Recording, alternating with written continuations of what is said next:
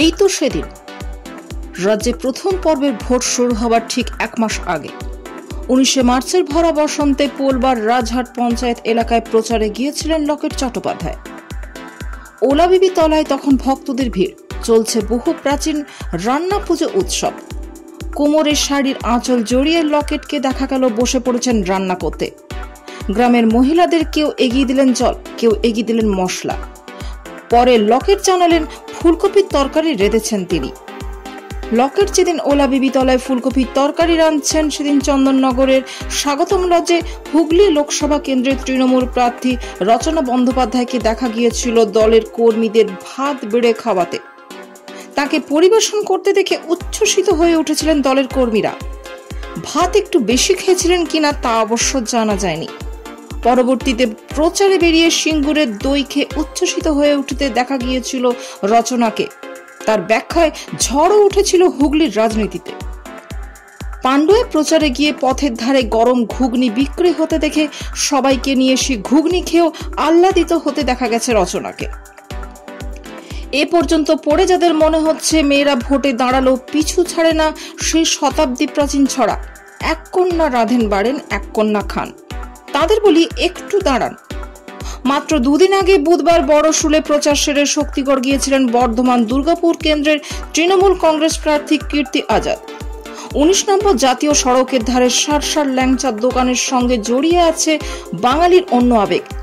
সেখানেই একটি দোকানে ঢুকে পড়েন, বেশ অনেকক্ষণ ধরে ল্যাংচা ভাজলেন কীর্তি আজাদ। তাতে যার পর নাই খুশি হলেন দোকানের মালিক সুব্রত দত্ত।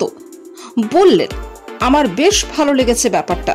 এখানে কোনো দোকানে উত্তম কুমার এসেছেন, কোনো দোকানে প্রসেনজিৎ এসেছেন, এবারে আমিও বলতে পারবো কীর্তি আজাদ এসেছিলেন, আমার দোকানে ল্যাংচাও ভেজেছেন। আসানসোল কেন্দ্রের বহু প্রতীক্ষিত বিজেপি প্রার্থী SS আলুওয়ালিয়া শেষবেলায় নেমে প্রচারের ময়দান মাতালেন আলুওয়ালিয়াও। শুক্রবার প্রচারে বেরিয়ে তিনি গিয়েছিলেন আসানসোলের ঘাগরবুড়ি মন্দিরে। সেখানে উপস্থিত মানুষদের খিচুড়ি বেড়ে খাওয়ালেন তিনি। ভোটের মতো একটি গুরুগম্ভীর বিষয় রান্না খাওয়াটা কি তবে কমিক রিলিফ, নাকি জনসংযোগে এর থেকে ভালো কোনো উপায় এখনো পর্যন্ত জানা নেই প্রার্থীদের। ক্লিনিক্যাল সাইকোলজিস্ট অনিন্দিতা মুখার্জি মনে করেন বিষয়টি একদমই তাই। তার কথায়, খাবার হচ্ছে মানুষের একদম প্রিমিটিভ প্লেজার। একটি সদ্যজাত শিশু প্রথম কেঁদে ওঠে খাবারের জন্য। খাবার একদিকে যেমন প্রয়োজন, তেমনি মানুষের আদিম আনন্দ বটে। দ্বিতীয়ত, খাবার যেহেতু বেঁচে থাকার রসদ, তাই সমাজের সব স্তরের মানুষকেই এটা করতে হয়। তাই সেলফি তুলে যত মানুষকে ছোঁয়া যায়, তার থেকে অনেক বেশি মানুষের কাছে পৌঁছানো যায় রান্না বা খাবারের মাধ্যমে। গ্রামাঞ্চলের প্রান্তিক মানুষদের কাছে খাবার একটা ইতিবাচক ধারণাও বহন করে আনে।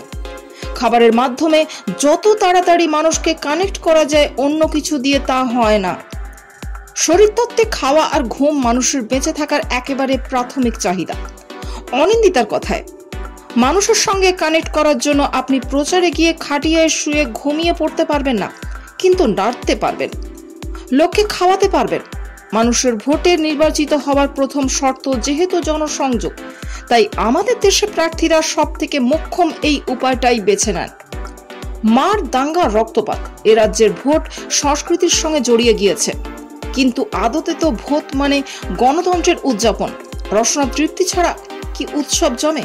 তাই ভোটের দিন যাই হোক, প্রচার পর্ব অন্তত স্বাদে আহ্লাদে জড়িত থাক।